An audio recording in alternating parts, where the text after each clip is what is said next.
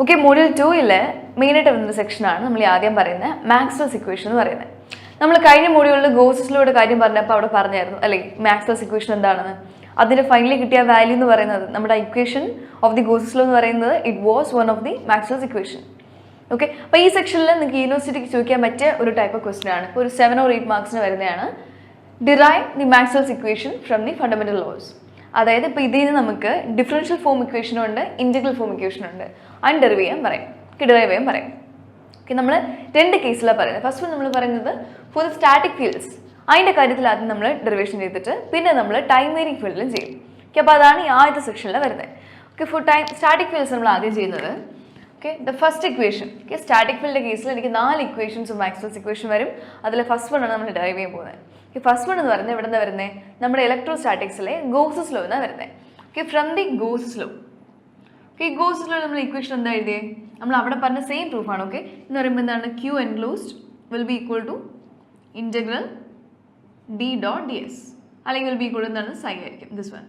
അപ്പോൾ Q enclose എങ്ങനെ പറയാൻ പറ്റും? വിത്ത് റെസ്പെക്ട് ടു നമ്മുടെ volume integral rho V D V will be equal to integral D dot D S.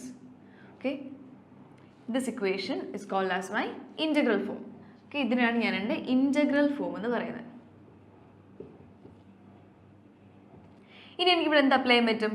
ഈ സൈഡിൽ integral D dot D S ഉണ്ട്, അവിടെ എനിക്ക് ആരെ അപ്ലൈ ചെയ്യാൻ പറ്റും?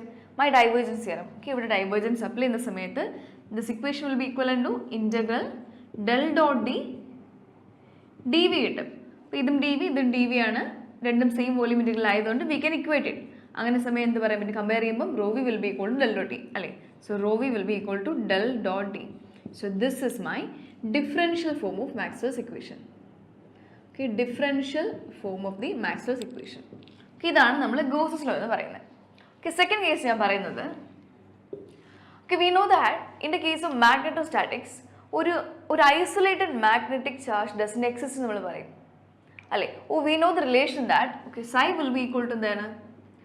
B will be equal to D psi by D S. ഈ relation നമുക്കറിയാം അല്ലേ? മാഗ്നറ്റിക് ഫ്ലക്സ് ഡെൻസിറ്റി നമ്മുടെ മാഗ്നറ്റിക് ഫ്ലക്സ് ആയിട്ടുള്ള റിലേഷനാണിത്. അപ്പോൾ ഇതിൽ നിന്ന് I can see that okay will be equal to psi will be equal to എന്നായിരിക്കും ഇൻറ്റഗ്രൽ ബി ഡോ ഡി എസ്. നമ്മൾ കണ്ടായിരുന്നു അവിടെ അല്ലേ?